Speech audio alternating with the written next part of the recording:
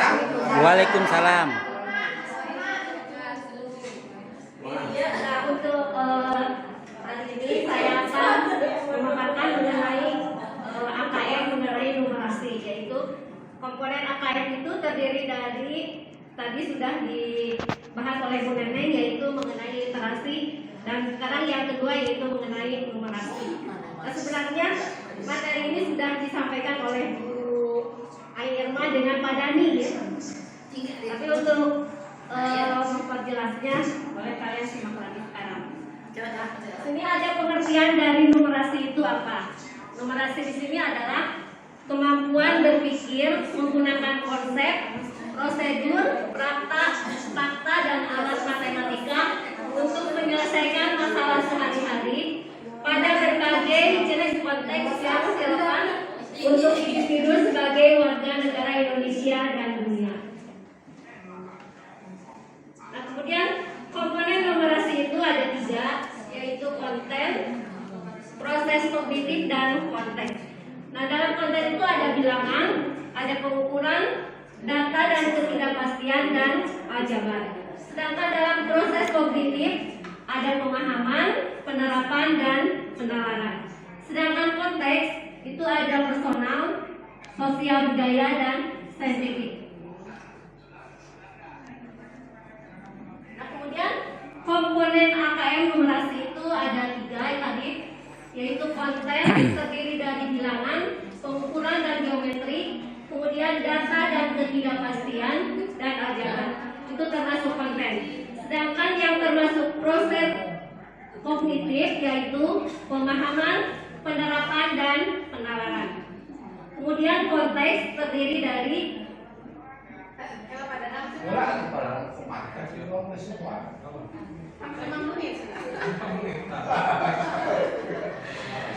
Nah, sekarang konteks AKM itu numerasi, pengertiannya adalah konteks yang luas, sangat penting digunakan pada AKM numerasi, sehingga peserta didik dapat mengenali peran matematika dalam kehidupan sehari-hari.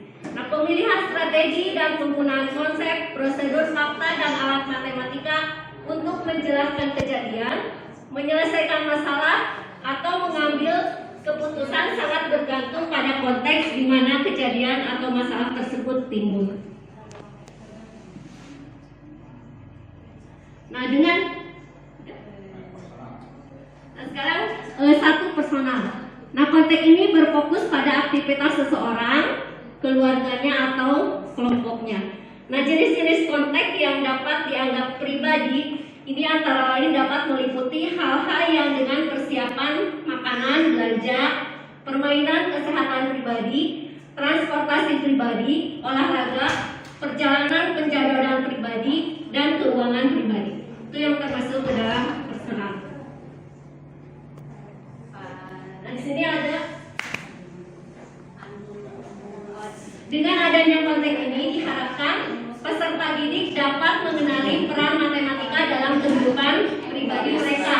Misalnya, menghitung presentasi pendapatan pribadi dalam setahun yang terbuang karena tidak menghabiskan makanan. Nah, itu termasuk ke dalam konteks. Kemudian yang kedua adalah sosial budaya. Nah, ini contohnya itu adalah misalnya ada suatu restoran. Oh, ini contoh soal personal, ya. Misalnya ada suatu restoran pizza. Nah, di sini ada 2 macam topping dasar, yaitu menggunakan keju dan tomat. Kemudian ada pelanggan yang memesan pizza dengan tambahan makanan dengan topping yang lain. Misalnya ada daging, jamur, salam, dan zaitun. Nah, di sini ada pembeli yang bernama Dina yang memesan pizza dengan 2 macam topping berbeda. Nah, di sini ada pertanyaannya, berapa banyak pilihan kombinasi topping yang bisa dipesan Dina? Itu salah satu contoh soal dari personal, konteks personal, ya. Nah, kemudian sekarang yang kedua adalah sosial budaya. Nah, masalah yang diklasifikasikan dalam konteks ini adalah masalah komunitas atau masyarakat, baik lokal, daerah, nasional maupun global. Nah, konteks ini antara lain dapat meliputi sistem pemungutan suara, transportasi publik, pemerintahan, kebijakan publik, demografi, periklanan, statistik, dan ekonomi nasional. Nah, dari peserta didik ini diharapkan dapat mengenali peran matematika dalam hidup sebagai anggota komunitas yang konstruktif. Misalnya menghitung presentasi makanan yang terbuang di seluruh dunia setiap harinya, atau menghitung presentasi penduduk yang mengalami kelaparan. Nah, di sini bisa menggunakan dengan grafik lingkaran atau boleh dengan grafik batang ya. Itu salah satu contohnya. Nah, di sini ada contoh soal konteks sosial budaya. Jadi ini menggunakan grafik batang, yaitu menunjukkan terdapat peningkatan kriminalitas yang sangat pesat dari tahun 1998 ke 1999. Itu salah satu contoh konteks sosial budaya. Nah, sekarang yang ketiga yaitu scientific. Nah, masalah yang diklasifikasikan dalam konteks ini berkaitan dengan aplikasi matematika di alam semesta dan isu serta topik yang berkaitan dengan sains dan teknologi. Konteks ini dapat meliputi antara lain cuaca dan iklim, ekologi, ilmu medis atau obat-obatan, ilmu ruang angkasa, genetika, pengukuran, dan keilmuan matematika itu sendiri. Nah, konteks yang terkait dengan keilmuan matematika itu disebut dengan intramatematika. Sedangkan yang berkaitan dengan di luar matematika itu namanya ekstramatematika. Nah, ini adalah contoh soal dari konteks intramatematika. Nah, di sini ada gambar rumah. Nah, kemudian atapnya itu berupa 5 segitiga ya. 5 segi 4. Iya, 5 segi 4. Maaf. Nah, penjelasan dari soal ini adalah diawali dengan konteks dunia nyata, yaitu berupa rumah. Nah, kemudian atap rumahnya itu digambarkan, jadi sudah berupa 5 segi 4. Nah, di sini dalam hal ini fokus peserta didik adalah dalam bentuk formal matematika. Itu adalah contoh infra matematika. Nah, kalau yang ini adalah contoh soal dari ekstra matematika.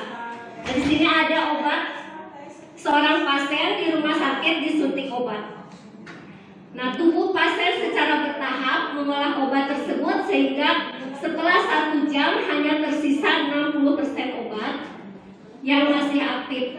Nah, pola ini berlanjut terus, yaitu di akhir setiap 1 jam hanya ada 60% obat dari periode 1 jam sebelumnya yang masih aktif.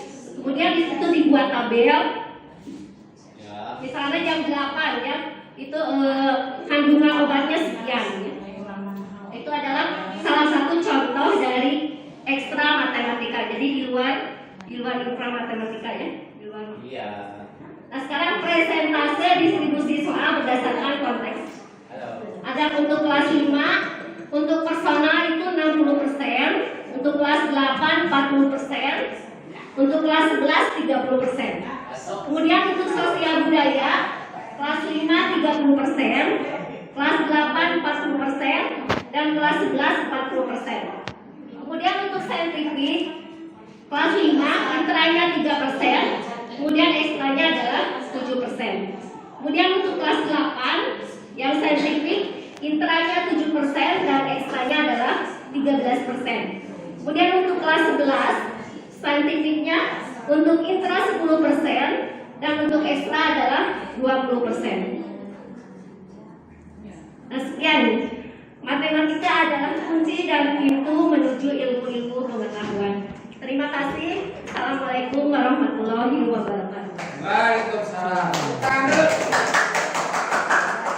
Ya, itu misalnya yang kelas 5, kelas 8 sama kelas 11 tadi. Kemudian kan di bawahnya tadi ada keterangan di bawahnya itu kan merupakan estimasi gitu ya. Kemudian ada misalnya itu estimasi, jadi estimasinya karena kekilnya bisa ada aturan nggak berapa persen misalnya gitu. Di misalnya tadi kita aja yang misalnya kelas 8 lah, kita yang ini di SMP itu kan kelas 8, bisa personalnya 40%, sosial budayanya 40%, kemudian saintifnya yang literasi 7%, yang ekstranya 13%. Itu kan di bawahnya angka tabel merupakan estimasi. Maksudnya apakah ada misalnya antara lah, misalnya dari 40% lebihnya berapa? Nah itu kayaknya tidak terlalu tepat juga mungkin ya, bisa tidak terlalu tepat. Kalau soalnya soalnya agak ganjil, mungkin tidak tepat banget mungkin kalau agak ganjil. Tapi kalau soalnya 100 itu kan bisa sangat tepat. Itu mungkin hanya perkiraan saja. Mendekati boleh lebih atau boleh kurang dikit. Nggak ada standar dalam arti gini. Kita 40% kan misalnya, kan kita bisa misalnya 100 misalnya. Soalnya 40 bisa berarti kan 60. Lu nggak apa-apa misalnya 50. Berarti 40 ya. 20 sosial budaya saintifnya itu 10. Nah, misalnya gini Nas, tadi persiapan misalnya berarti 20 ya. Apakah ada standar misalnya naiklah misalnya jadi 2 biji personalnya, itu kan estimasinya. Nah itu estimasi di sini kurang lebih mungkin, tetapi sudah jadi patokan, karena yang membuat soal AKM itu bukan hanya bukan guru biasa. Yang bikin soal AKM itu bukan guru biasa. Itu ada melibatkan dari perguruan tinggi atau dari guru-guru yang terpilih untuk membuat ini. Jadi ini udah semacam standarnya seperti ini mungkin. Ya, mungkin ada yang menambahkan yang lain itu dari